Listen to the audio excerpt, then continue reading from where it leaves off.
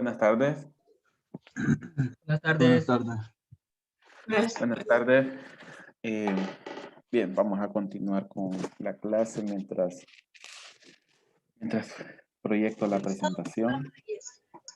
Lo vamos a actualizar. Ha sido tan bien con nosotros. Lo vamos a actualizar. En realidad, Sí, tratemos de que tengamos el micrófono apagado cuando nos conectemos al Zoom. Para evitar interrupciones. Vamos a continuar. En caso que no vean la presentación, pues me avisan. Ahorita lo voy a cambiar de tipo de presentación. Bien, ayer hablamos bastante sobre tipos de bomba y las partes básicas de construcción de una bomba. Vimos las dos bombas principales que vamos a utilizar de estudio, que era la bomba fotodinámicas, hablando de las bombas centrífugas, y hablamos de las bombas tipo turbina, que son de múltiples escalonamientos. Hoy vamos a continuar, que ayer nos quedamos, creo que fue en esta imagen. Sí.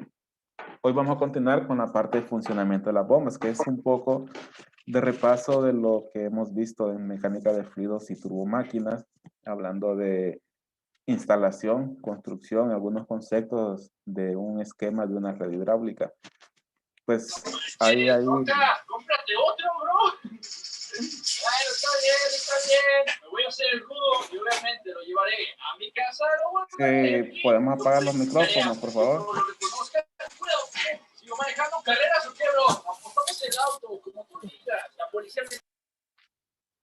Sí, Alan Mejía, sí. Tratemos siempre de que en cuanto nos conectemos, verifiquemos que tenemos el micrófono apagado. Para evitar interrupciones. Bien. Como mencionábamos, vamos a empezar a ver ese esquema, que es un esquema básico, viene desde el libro de turbomáquinas utilizados en las clases anteriores. Sencillo, pero para lo que necesitamos ahorita, pues es suficiente, porque vamos a conceptualizar algunos aspectos de la instalación de un sistema de bombeo. Pues obviamente el objeto de un sistema de bombeo, pues es mover fluido de un depósito inferior a uno superior. Entonces, vamos a llamar este depósito inferior como la superficie de un tanque inferior. Puede ser un tanque, una cisterna, puede ser una pila. Y vamos a llevar este fluido, que puede ser agua, hasta el depósito superior, marcado como una letra Z. Este es pues el objetivo principal de la bomba. Para eso, tenemos aquí la bomba ubicado, tal vez viéndola de frente, se va a auxiliar de un sistema de tuberías para mover el agua desde el punto A hasta el punto Z, un sistema de conductos. Entonces, pueden ser tuberías metálicas, pueden ser tuberías plásticas como los PVC. La bomba, pues, se tiene que auxiliar de la tubería pues tiene tramos derechos, que son las longitudes, y tiene accesorios para cambios de dirección. Tiene accesorios de cierre, que son válvulas de cierre, que vamos a ver en su momento algunas imágenes. Podemos tener dispositivos de protección del sistema, válvula check, para evitar que la columna de agua, al detenerse la bomba, choque con la bomba y me la pueda dañar. Podemos tener dispositivos de limpieza antes de la bomba, algunos filtros para evitar de que la bomba succione suciedad, y esta venga a dar a los impellers, al impeller o a todas las que son válvulas. Podemos tener también alivios, o mejor dicho, puntos para evacuar burbujas de agua, burbujas de aire, perdón, que podemos tener en el agua. Esto pues lo podemos hacer con ventilas o purgas, que también vamos a ver más adelante. Hay algunas bombas que, las bombas, mejor dicho, se deben cebar para evitar de que arranquen en vacío, es decir, que no arranquen cuando tiene aire en la parte de la succión. En este caso utilizamos un punto de cebado, que no es más que un punto de limpieza, un punto de llenado, perdón. Digamos, antes de arrancar la bomba, nosotros llenamos en este punto con agua hasta que el nivel del agua dentro de la tubería llegó a la bomba. Dado que las bombas pues deben trabajar con fluidos con densidad alta, como líquidos. Si trabaja o si tiene aire en la entrada, pues es un fluido de baja densidad, y en ese caso los equipos son ventiladores. Entonces la bomba lo que va a pasar es que va a arrancar Pero como no tiene resistencia, pues va a arrancar y se va a acelerar y eso pues crea problemas en la bomba, puede quemarse, puede dañarse sus partes porque se va a acelerar, va a girar mucho más rápido. Entonces, estos son algunos aspectos de instalación de una bomba. Aquí hay alguna nomenclatura que nos va a servir para las ecuaciones, en la sección A y Z, que son las superficies, y la sección E y Z, que es la entrada y salida de la bomba, inmediatamente en la bomba. Para los cálculos, sobre todo para los valores de H o de altura física, digamos la altura del punto Z y la altura del punto A, nosotros debemos definir un punto de referencia. Normalmente se toma de referencia el eje central de la bomba para tomar un plano de referencia, pero pues nosotros podemos utilizar cualquier plano de referencia, pues la energía va a depender del cambio de altura, independientemente de cuál plano de referencia tomemos. Podemos tomar de referencia el plano Z, el plano A, o el plano central en el eje de la bomba. Bien, ya con ese esquema, pues ya podemos tener nuevamente un repaso de clases anteriores. Parte del funcionamiento de una bomba es pues la cabeza que debe vencer o la cabeza que debe proporcionar, pues va relacionado a la energía que debe proporcionar. Y tenemos una ecuación, pues que ya estamos muy acostumbrados a esta ecuación, se deriva de la ecuación de Bernoulli. En nuestro caso, pues ya un poco más simplificada. Recordemos en mecánica de fluidos que las pérdidas las calculamos mediante tablas y gráficos con ecuación de ver con los diagramas de número de Reynolds para determinar si era laminar turbulento. Aquí pues vamos a obviar un poco esa parte y vamos a hacerlo un poco más simplificado, pero la ecuación de cabeza sigue siendo la misma. ¿Cuál va a ser esa ecuación? Pues H, con H vamos a simbolizar lo que es la cabeza de la bomba. Si es nuevo el término para nosotros, el término de cabeza de la bomba, pues no es más que la energía mecánica que la bomba le proporciona al fluido o la energía hidráulica que le proporciona al fluido para poder llegar de un punto A hasta un punto Z. Y eso lo puedo determinar como, primero, un término de diferencia de presiones. Presión en Z menos presión en A entre densidad por gravedad. Si las presiones ya las tengo en pies o en columnas de agua, pues no necesito dividir entre densidad y gravedad. Ya lo tengo directamente. Si lo tengo en PSI o lo tengo en pascales, ahí sí tengo que aplicar esta ecuación. Pero ¿cuáles son estas presiones? Pues como vimos en el diagrama anterior, donde teníamos los subíndices Z y A, pues va a ser la presión en la superficie del depósito superior y la presión en la superficie en el depósito inferior. Otro término es pues la altura a la cual debo elevar el fluido. Es decir, la altura desde el punto Z menos la altura del punto A. Es decir, si me regreso nuevamente, esta altura hasta esta superficie. Sería ZA menos, perdón, HZ menos HA. Y esa es la altura física a la cual debo elevar mi fluido. Luego ahí ya tenemos, bueno, como aprendizaje, pues la velocidad del agua o del fluido se puede despreciar. ¿Por qué lo despreciamos en cálculos de mecánica de fluidos o en cálculos de turbomáquinas? Yo aquí debería incluir también el cambio de la energía cinética, pero eso va relacionado a la velocidad que tiene el caso del fluido en el punto Z, en el punto A o en el punto superior, en el punto inferior. Pero ¿qué pasa con la velocidad? Como la superficie es grande, la velocidad con que esa superficie se mueve es suficientemente lento como para considerarlo igual a cero. Entonces, ese término no lo vamos a incluir. No lo vamos a incluir, pero sí vamos a incluir la energía potencial que va relacionada con las alturas. Luego nos queda lo que son las pérdidas. Ahora, ¿qué pérdidas van a ser esas? Pues también es un repaso de clases anteriores. Van a ser pérdidas primarias y van a ser pérdidas secundarias. ¿Cuáles son las pérdidas primarias? Pues las pérdidas por fricción. Pérdidas secundarias, pues pérdidas por accesorios. Son aquellas pérdidas debido a cambios de dirección o cambios de sección transversal. Bueno, ahí tenemos un par de imágenes de un par de tipos de instalaciones hidráulicas. Tenemos una donde el depósito, ambos depósitos están por arriba de la bomba. Podemos tener otro tipo donde uno de los depósitos está por debajo de la bomba. Eso nos va a servir más adelante para los cálculos de NPCH. Bien, esta es la ecuación para cálculo de cabeza de una bomba. Este valor de H es el que nos va a servir para seleccionar una bomba. O cuando van a comprar una bomba, ese dato se lo tienen que dar al proveedor para que el proveedor sepa qué tamaño de motor o qué potencia debe suministrar la bomba para poder cumplir con ese valor de H. Aparte, pues, del flujo que hay que manejar.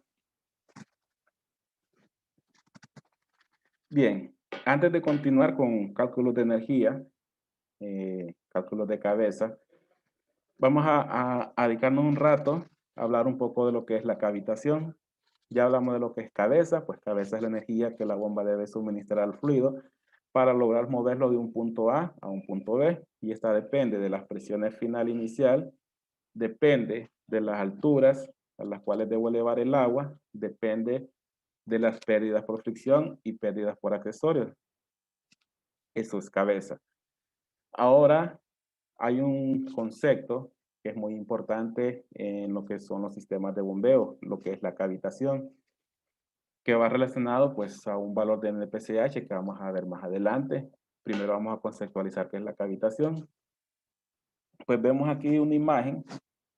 En esta parte de abajo vemos una imagen de un impeller, una bomba centrífuga, tengo los álabes.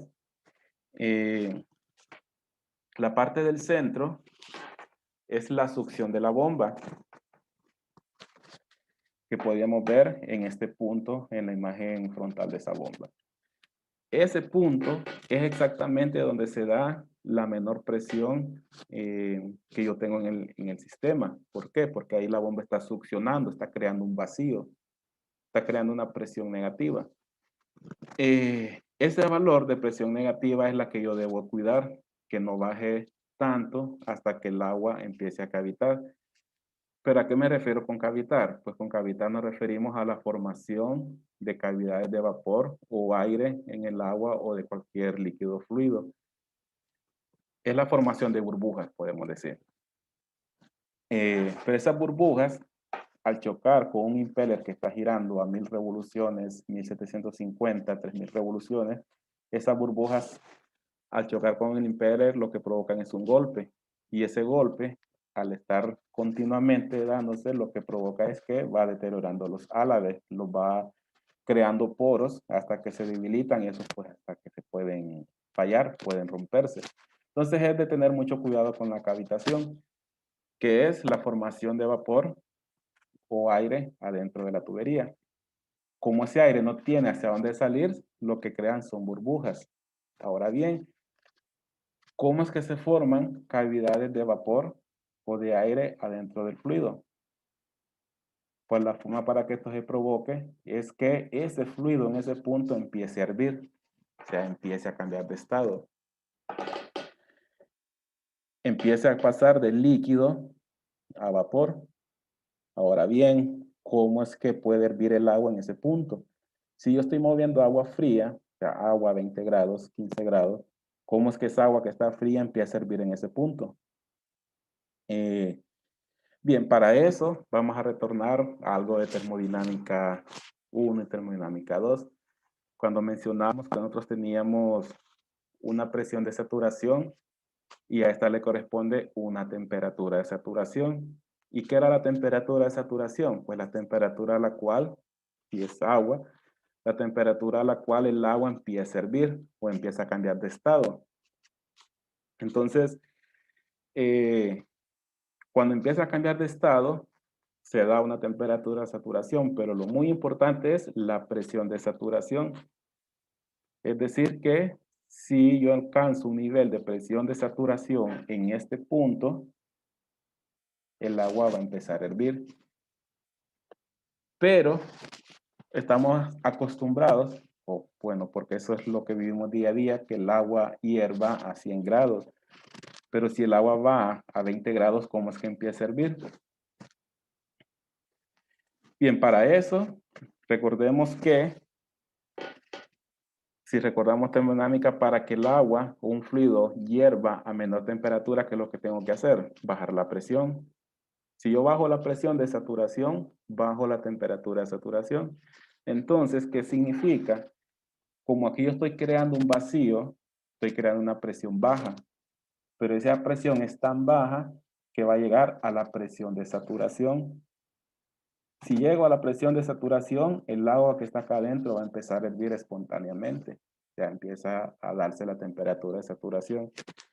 Esa presión de saturación nosotros la vamos a conocer en términos de presión vapor.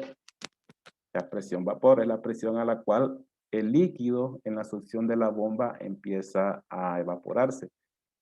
Si se empieza a evaporar, produce vapor, produce burbujas de aire. Estas van a chocar al impeller y me provoca daños al sistema.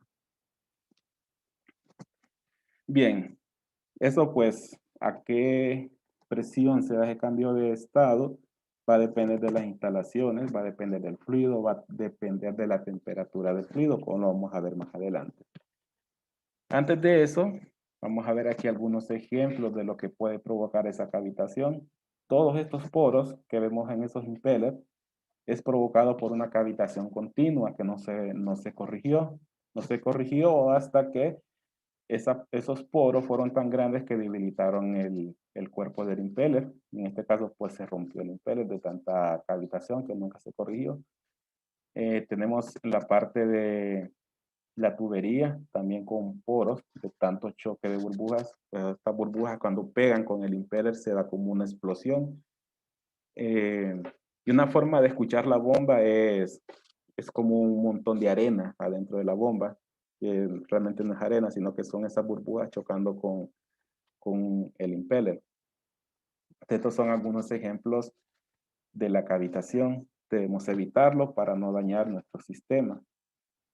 Vamos a aprender aquí a diseñar un sistema para evitar esa cavitación. Parte de ese cálculo, pues es el NPCH, que es la cabeza neta de succión positiva. Dicho de otra forma, para comprenderlo mejor es, me da un valor de cuánta succión puedo tener en la bomba sin que el agua empiece a hervir. Entre más alto ese valor, perdón, quiere decir que yo puedo crear mayor succión o mayor vacío y no va a darse esa cavitación. ¿Cómo lo calculamos? Pues tenemos dos esquemas ahí. Tenemos dos tipos de instalación de una bomba con respecto al tanque de donde voy a succionar, o sea, de donde voy a suministrar, o este es el depósito inferior. Tenemos uno en el lado izquierdo, donde la bomba está por arriba del tanque de succión. Y tenemos otra donde la bomba está por debajo del tanque de succión. Al lado izquierdo lo vamos a llamar que la bomba se encuentra en una succión negativa. Y el lado derecho lo vamos a llamar que se encuentra en una succión positiva. Esto no significa que esté succionando con presión realmente negativa, solamente quiere decir que está succionando desde abajo y este significa que está succionando desde arriba. Si vemos también, aquí hay una ecuación de NPCH. Esa es la cabeza neta de succión positiva. Este valor es el que a mí me da una idea de qué nivel de succión puedo obtener en la parte de la bomba sin que pueda cavitar.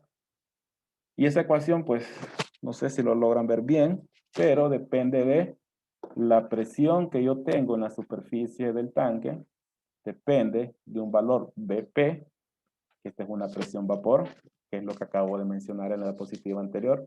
Es la presión a la cual esta agua, si fuese agua, empezaría a hervir. Depende de LS. ¿Qué es LS? Pues es la distancia vertical, distancia vertical, desde la superficie del depósito hasta el eje de la bomba. Es distancia vertical, no importa cuántas vueltas de la tubería, solamente es el cambio de altura.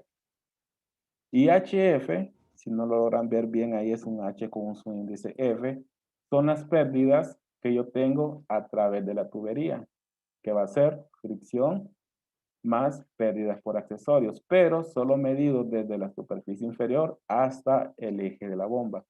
¿Qué pasa después de la bomba? Pues eso no interesa para la ecuación de NPCH.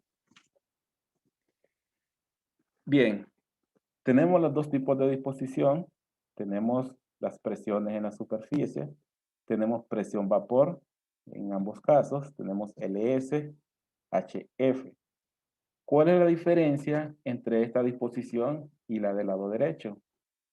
Vemos la ecuación que en una LS está dentro del paréntesis que resta, pero en la otra lo cambiamos a LH y esta se encuentra afuera del paréntesis con un signo más.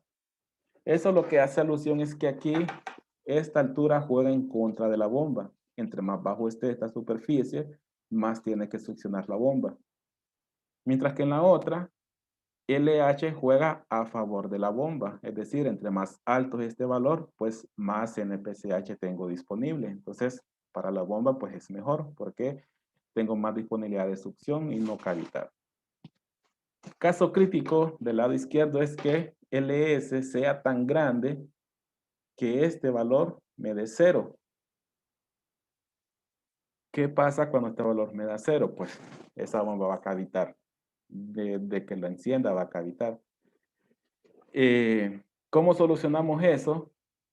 Pues vemos que LS es la distancia de la superficie al eje del impeller, podemos decir de esa forma.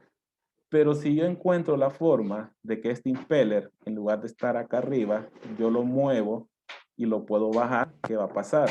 Este LS va a ser más pequeño.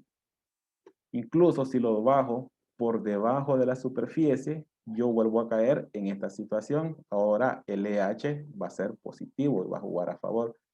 ¿En qué tipo de bombas yo logro eso? De mover este impeller a la parte de abajo para reducir LS. Eso lo logro con las bombas turbinas que vimos el día de ayer. Solo para regresar un poco con este tipo de bombas. Vemos el impeller está en la parte baja, ya no está arriba del tanque. Ahora está en la parte baja. Entonces, por eso, cuando ya en la instalación una bomba centrífuga no me va a trabajar porque en cuanto la instale va a empezar a cavitar, mejor instalo una bomba turbina. Y así yo reduzco este valor de LS. Si lo reduzco, este valor paréntesis es más pequeño y yo tengo más disponible NPCH. Bien, NPCH, ahí están las fórmulas. Después vamos a ver algunos ejemplos. Bien, aquí tengo una tabla para volver a tocar un poco el tema de por qué, cómo es que el agua, aunque vaya fría en la tubería, porque puede ser tubería de agua fría, cómo es que puede hervir. Realmente a presión ambiente el agua hierve a 100 grados, bueno, a nivel del mar. En otros lugares geográficos hierve un poquito menos. En Tegucigalpa hierve como a 97, 98 grados centígrados. ¿Pero por qué hierve a menos temperatura? Porque allá hay menos presión. La presión de saturación es menor. Y si nos fuésemos a un lugar más alto, el agua herviría a menor temperatura. Puede ser que hierva a 95 grados. ¿Por qué? Porque a mayor altura geográfica, menor presión atmosférica. Ahora imaginemos que esa presión puede caer tanto que el agua en lugar de hervir a 95, a 90, hierve a 30 grados. Incluso podemos seguir bajando y que hierva a 10 grados centígrados. Obviamente, a presión ambiente, 10 grados centígrados es agua helada. Puede ser la temperatura de un refresco, de una bebida, pero como la presión es tan baja, a esa temperatura va a hervir mi sustancia, en este caso es agua. Y eso lo podemos ver en esta tabla, que es la tabla extraída de termodinámica, del libro de termodinámica. Nada más que las temperaturas están en grados Fahrenheit. Por ejemplo, vamos a ver las presiones. Por ejemplo, La presión atmosférica en sistema inglés son 14.7 psi.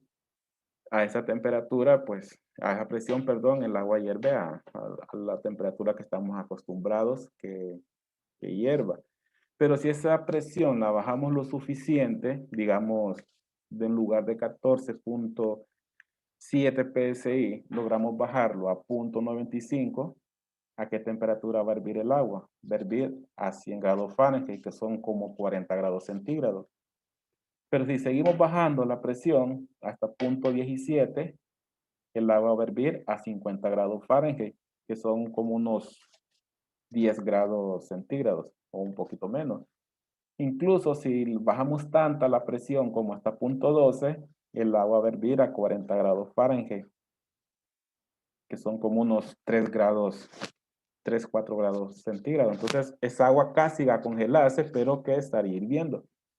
¿Y quién es el que se va a encargar de bajar esta presión? Pues ese es un efecto de la bomba en el lado de la succión, en el lado de este punto de acá. Él debe bajar la presión para que el agua pueda fluir desde la parte inferior hasta la parte superior.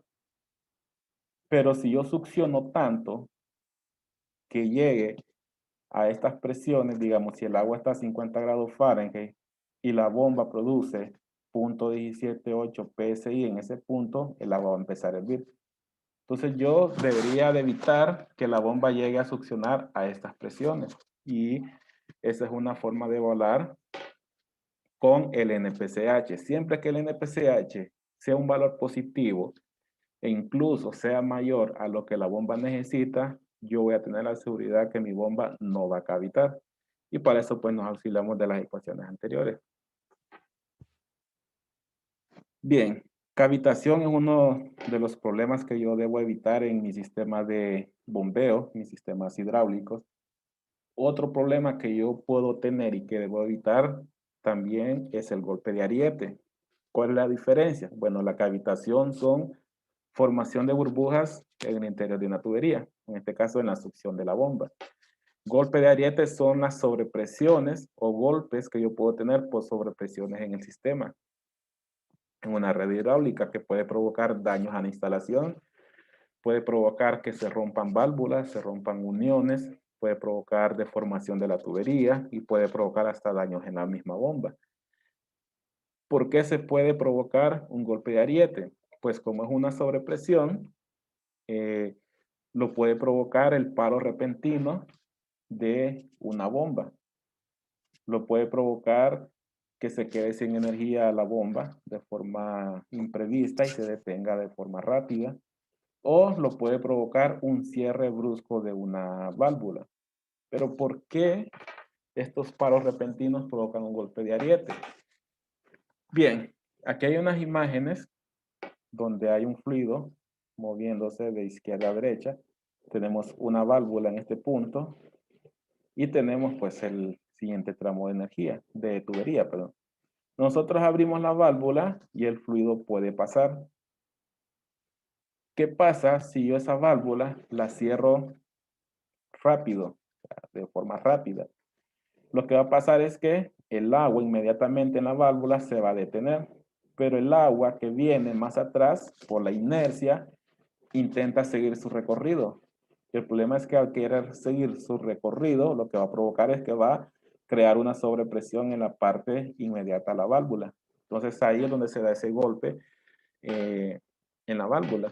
Es como esos golpes que tenemos cuando abrimos una válvula que nada más que hay es por aire. Ese golpe que nos da la red, como cuando se va el agua potable y cuando intenta regresar y nosotros abrimos una válvula, sentimos un golpe en la tubería. Pues algo similar es el golpe de ariete. Y como es un golpe tan fuerte que me puede romper las tuberías. ¿Hay formas de evitarlos? Bueno, una de ellas, pues, no cerrar ni abrir válvulas de forma imprevista. Colocar bombas con algún sistema de paro lento o paro suave, con algún variador de frecuencia, un arrancador suave. Poniendo válvulas antirretornos en la bomba para que el agua no se regrese y no me golpee todos los dispositivos que están en la parte inferior. Bien, entonces, esto es el golpe de ariete. También debo evitarlo porque me puede provocar roturas en las uniones. Si tengo soldaduras con ya tiempo, varios años, pues puede romperlas, porque quizás ha perdido ya sus propiedades.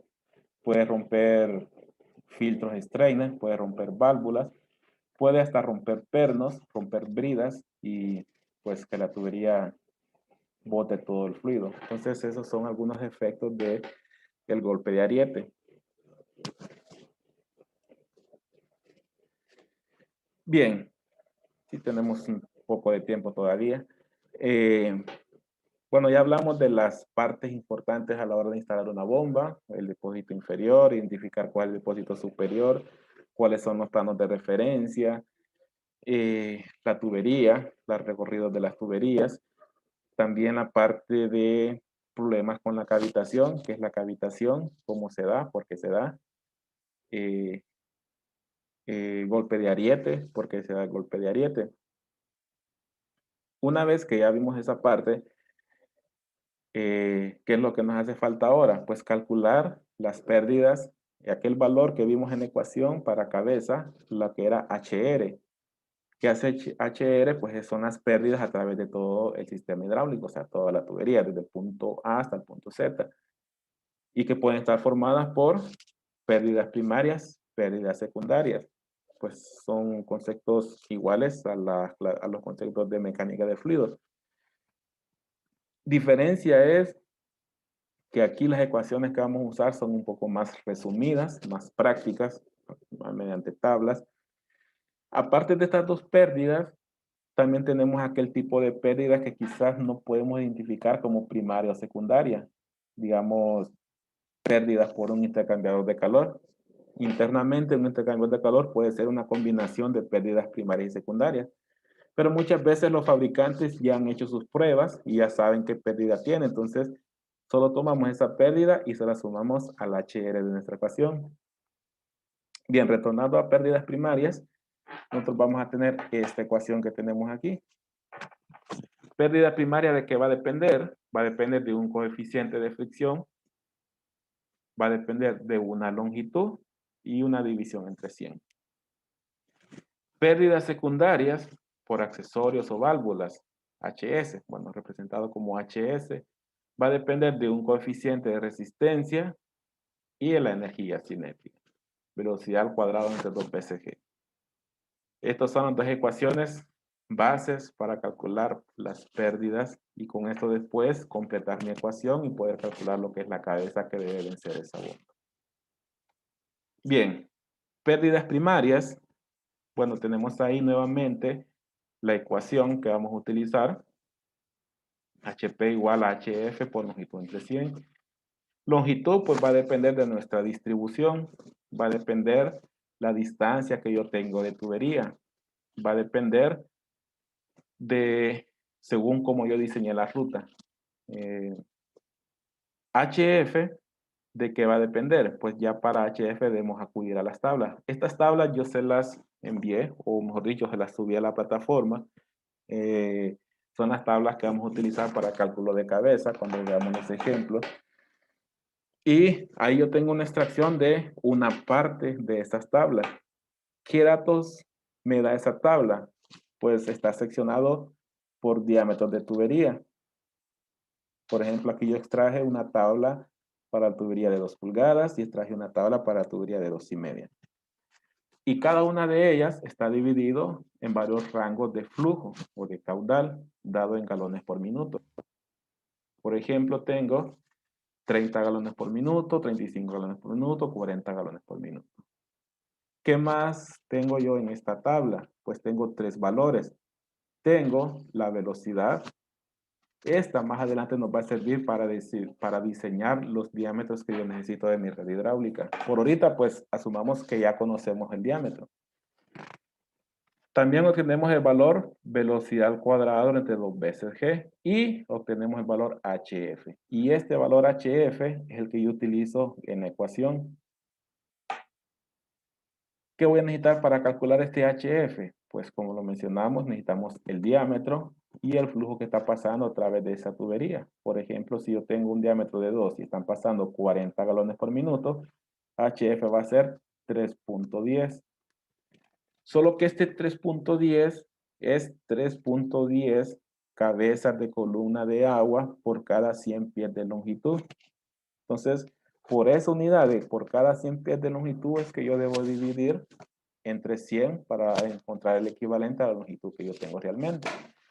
Imaginemos que mi longitud de tubería son 20 pies. Entonces sería 3.10 por 20 pies entre 100. Y esa sería mi pérdida por fricción en esa sección de tubería. Digamos que me dicen que está produciendo demasiada pérdida, que mejor utilicemos el diámetro inmediato superior. Entonces nos iríamos a la siguiente, la de 2,5. Nuevamente, tubería 2,5, flujo 40 galones, intersectamos, y ahora HF sería 1.28, ya no sería 3.10. Y así pues vamos obteniendo los datos de las tablas. Es mucho más sencillo tener que encontrar primero el número de Reynolds para determinar si es turbulento, si es laminar, después irnos a las otras gráficos para encontrar el HF. Entonces es mucho más sencillo. Estas tablas sí dependen del fluido que estoy manejando y dependen de la tubería, hablando del material. Las tablas que yo les mandé son para tubería de hierro negro, o sea, tubería metálica, moviendo agua. Pero el procedimiento es exactamente el mismo a como si yo tuviese acero inoxidable, si tuviese PVC, si tuviese aluminio, si tuviese cobre. El procedimiento es exactamente el mismo. Lo que puede cambiar son los valores HF, porque todos tienen corrosividad diferente. Entonces producen fricción diferente. Pero esta misma tabla, su porcentaje de error entre hierro galvanizado, acero inoxidable y hierro negro, pues es bien poco y podemos usarlas distintamente. Entonces, eso en cuanto a las tablas para pérdidas primarias. Bueno, el ejemplo, vamos a dejarlo para hoy es miércoles, para el lunes. Vamos a ver ahora pérdidas secundarias. ¿Cómo las voy a calcular? Bien, ya vimos la ecuación para pérdidas primarias, que es HF por una longitud entre 100. Y ya vimos que es súper sencillo encontrar esa pérdida. Luego vienen las pérdidas secundarias. Por ejemplo, ahí yo tengo un extracto de una pérdida para un codo. ¿De qué va a depender la pérdida de ese codo? Va a depender de un valor K, que es una resistencia, un coeficiente de resistencia, y el valor velocidad al cuadrado en 2 veces G. ¿Qué valor va a ser este velocidad al cuadrado en 2 veces G? Pues va a ser el valor que tiene la tubería en la cual está instalado este codo. Por ejemplo, el ejemplo anterior era una tubería de 2 pulgadas. ¿Cuánto era velocidad al cuadrado en 2 veces G? Habíamos dicho que era 40 galones, 3.227. 227. Este valor es el que nosotros utilizaríamos para esta ecuación, siempre y cuando estemos calculando la pérdida de un codo en esa tubería. Si ya es codo en otra tubería, entonces tenemos que repetir todo el proceso para volver a encontrar velocidad al cuadrado 2 veces G. Y el valor K va a depender del tipo de accesorio. Pues este puede ser un codo, en este caso es un codo regular, que puede ser un codo de radio corto, bridado 90 grados, pero puede ser también un codo a 45 grados, puede ser un codo roscado. Cada uno va a tener un gráfico diferente. Este gráfico es el que a mí me da este valor de K. Entonces, hay que tener ese cuidado de estar utilizando el gráfico adecuado. Nosotros tenemos que saber qué tipo de accesorio es y después buscar el gráfico que le corresponde a ese accesorio. Por ejemplo, si este fuese un codo de 45 grados, yo estaría utilizando el gráfico incorrecto porque este es el gráfico para uno de 90 grados. Entonces hay que tener ese cuidado en el uso de las tablas. ¿Cómo encuentro el valor K? Pues si vemos el gráfico tiene dos ejes. El eje horizontal es un eje de diámetros. ¿Qué diámetro va a ser el de este codo? Pues va a ser el diámetro de la tubería en cual está instalado. Si fuese el caso del ejemplo anterior, pues sería un codo de 2 pulgadas. Luego, ¿de qué va a depender? Pues solamente de eso. Buscamos la intersección de esta línea en diagonal, que es la línea que me da el valor de K. Si lo intersectamos, estaríamos aproximadamente en punto 37, punto 38. Entonces, ese sería el valor a utilizar en esta ecuación, multiplicado por velocidad al cuadrado entre 2 veces g. Bien, eso es para un codo. Bueno, es un ejemplo que vamos a ver la otra semana. Pero vemos aquí, es el mismo gráfico que utilizamos hace un momento. Pero si en lugar de un codo fuese una válvula, vemos que el gráfico cambia. Entonces, por eso es que hay que estar revisando el gráfico que estamos utilizando. Una válvula check, bueno, en este caso ya no es una línea diagonal, sino que una línea curva. Entonces hay que estar revisando que estemos utilizando el gráfico correcto. Y bueno, vamos a dejar para el lunes hacer ejemplos de cálculos de pérdidas primarias, pérdidas secundarias, cálculo de NPCH, y a ver si hacemos algún cálculo de cabeza de una bomba entre lunes y martes. Y de ahí el miércoles pues continuar con más conceptos ya de la red del sistema de agua.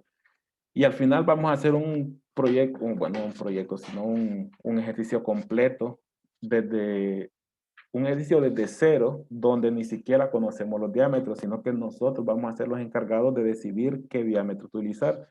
Pero eso lo vamos a hacer quizás en la última semana. Por hoy pues quedamos aquí.